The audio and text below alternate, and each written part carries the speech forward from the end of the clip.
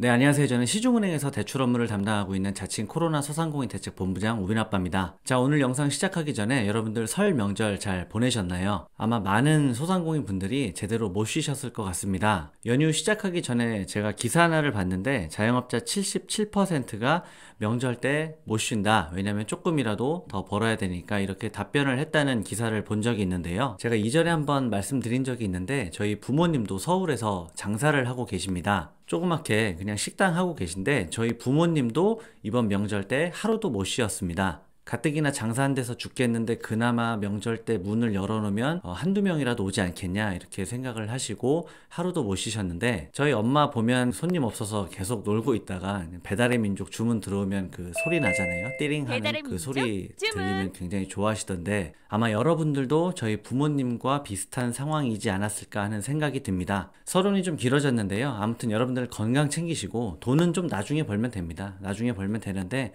건강은 지금 잃어버리면 다시 찾을 수가 없으니까 건강 챙기시고요. 내일은 그래도 오늘보다 조금 나아지리라는 희망까지 놓지 않으셨으면 좋겠습니다. 자, 오늘은 지난 영상에서 예고드린 바와 같이 희망 플러스 대출 자주 물어보시는 질문에 대해서 답변 드리는 영상을 준비했는데요. 지난 1월 24일부터 방역지원금을 지원받은 중신용 고신용자를 대상으로 1,000만원까지 가능한 코로나 대출이 새로 출시되었습니다. 영상을 못 보신 분들을 위해서 제가 하단에 고정 댓글로 링크를 달아 드릴 테니까 영상 먼저 참조하시고요. 많은 댓글이 올라왔는데 자주 물어보시는 질문 답변 드리도록 하겠습니다. 바로 시작해 볼게요. 자, 첫 번째는 비대면으로 신청할 때 어플 어디서 신청하는지 모르겠어요 라고 많이 물어보셨습니다. 이 희망 플러스 대출이 중신용이든 고신용이든 기본적으로 비대면 신청이 원칙이다 보니 여러분들이 거래하시는 은행의 어플을 통해서 신청을 하셔야 되는데 어디로 들어가는지 못 찾겠다, 이런 질문이 많았습니다. 혹시 영상 보시는 분들 중에 아직도 찾지 못하셨다면 각 은행의 기업 어플을 따로 설치해야 된다는 점 알려드립니다. 예를 들어 우리은행 같은 경우에는 흔히들 많이 쓰는 우리 원뱅킹 앱이 있는데요.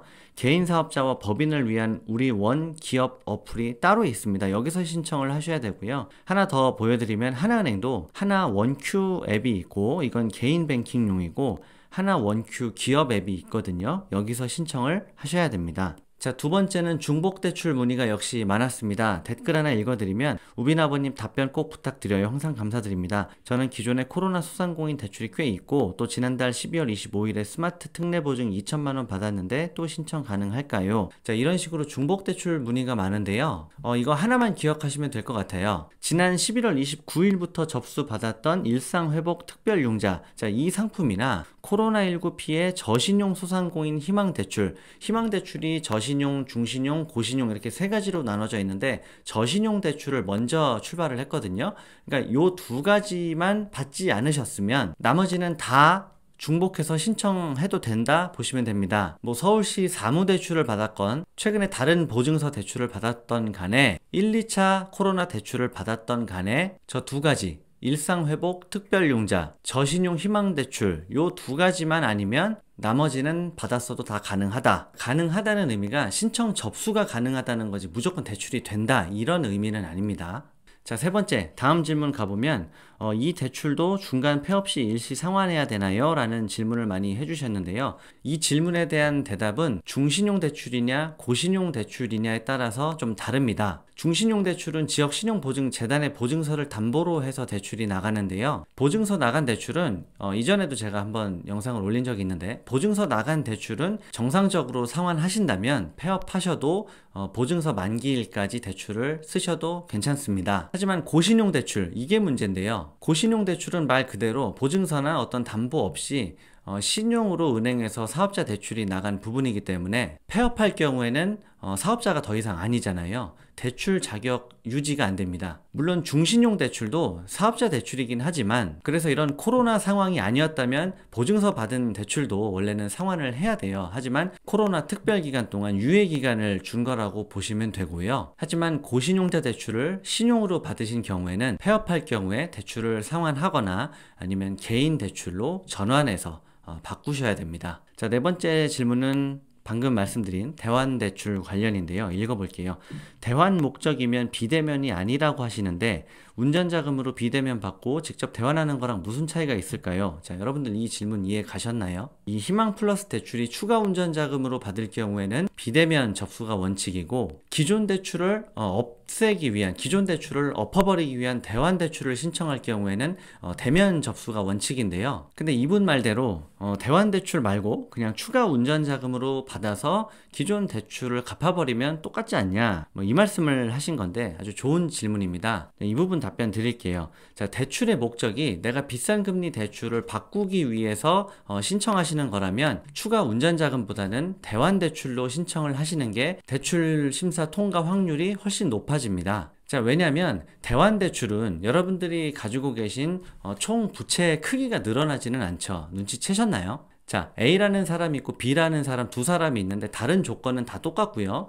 이분들이 똑같이 대출 5천만 원을 가지고 있다고 가정을 해보겠습니다. 근데 A라는 분은 추가 대출로 1,000만 원을 신청하고 B라는 분은 기존에 있던 비싼 금리를 갚기 위해서 대환대출을 접수한다고 하면 자, 금융기관의 입장에서는 누구의 리스크가 더 큰가요? 자, A라는 사람은 총 대출 규모가 6천만 원이 되는 거고 B라는 사람은 그냥 바꿔주는 대출이기 때문에 기존 부채의 규모 5천만 원이 유지가 되죠. 금융기관에서는 아무래도 이번 대출 신청으로 총 대출이 6천만 원이 되는 A라는 사람을 조금 더 리스크 있게 평가할 겁니다. 그래서 이번 희망 플러스 대출의 목적이 대환이라면 가급적 대환 대출로 신청하시는 게 좋습니다. 자, 다음 마지막 질문 보겠습니다. 마지막 질문은 중신용자 대출 사례인데 되게 짜증나는 경우인데 이런 경우가 지금 은근히 많이 발생했더라고요. 댓글 한번 읽어보겠습니다. 희망대출 플러스 아닙니다. 절망대출입니다. 서울신용보증까지 승인되고 점수 804점 사업자 맞고요. 국세지방세 완납됐고요. 결론은 아파트 담보대출을 저축은행에서 받았다는 이유로 거절됐네요. 이게 희망인가요? 절망이지? 엄청 장난친 정부의 말장난인 듯 방역지원금도 받았고요.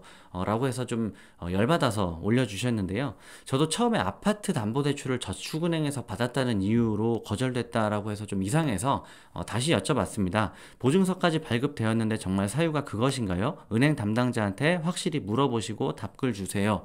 라고 말씀을 드렸더니 다시 답을 주셨어요. 예, 다시 한번 물어봤어요. 비대면으로 신청 불가. 대면으로 신청하려면 보증재단에서 보증서를 다시 받아서 대면 심사를 해야 한대요. 보증서 심사 기준 2에서 3주 걸린다고 하네요. 보증재단에서도 왜 안 되는지 이해가 안 된다고 서울신용보증재단 방문해서 지점장이 직접 은행 직원에게 전화해서 왜 안 되냐고 했더니 우리은행 지침이 안 되는 걸로 나왔다고 하네요. 이유는 아파트 담보로 저축은행에서 대출받는 2천만 원이 있다고 대면으로 신청 한번 해봐야 되니까 보증서를 다시 끊어줘야 된다고 통화하더라고요. 서울신용보증재단에서도 이런 일이 처음이라면서 왜 안 해주는지 모르겠다고 합니다. 절망 플러스입니다. 이거 정말 너무한 거 아닌가 싶네요. 자, 영상 보시는 여러분들 중에서도 보증서는 발급됐는데 은행 자체 심사에서 비대면으로 심사를 해서 통과 못한 경우가 여럿 있는 걸로 알고 있습니다. 자, 일단 결론을 말씀드리면 이런 분들은 대면 접수로 신용보증재단의 보증서를 다시 받아서 은행에서 직접 대출로 심사를 받아서 대출을 받으셔야 됩니다. 은행에서 거절난 경우에는 이미 비대면으로 발급된 신용보증재단의 보증서를 그대로 다시 쓸 수가 없습니다. 지금 댓글에서는 우리은행의 사례로 보이는데 다른 은행도 마찬가지입니다. 제가 일전에 2차 코로나 대출 한창 접수 받을 때 비대면 대출 접수를 추천하지 않는 이유라는 영상을 올린 적이 있는데요. 이 맥락과 동일하다고 보시면 됩니다. 자, 여러분, 비대면 대출은 신용이 좋고 소득이 많은 분들이 접수할 때 유리한 대출이지 지금 코로나 상황으로 소상공인 분들의 상황, 대출 많아지고 있고 신용 점수 떨어지고 있는 특히 중신용자, 저신용자 분들은 사실 비대면 접수가 맞지 않습니다. 자, 왜냐면 비대면 대출은 말 그대로 은행 안 가고 서류 안 띄고 편하긴 하지만 그나마 이번에 지금 편하지도 않았죠. 은행 전산 에러 나고 다 뭐 안 되고 해서 편하지도 않았는데 원래 비대면 대출이 편하라고 해놓기는 했지만 그만큼 은행에서 대출 기준을 올려놨어요. 예를 들어 아까 댓글 주신 분이 저축은행에서 아파트 담보대출이 있어서 안 됐다고 하셨는데 은행 비대면 대출은 저축은행이나 카드론, 캐피탈 이런 이금융권 대출을 2개 이상, 3개 이상 가지고 있는 분들은 그냥 금액이 얼마 있던 간에 무조건 그냥 거절입니다. 예를 들어 카드론을 쓰고 있는데 현대카드, 롯데카드, 신한카드 이렇게 100만원씩 쓰고 있다고 하면 이분은 총 합쳐봐야 300만원이잖아요.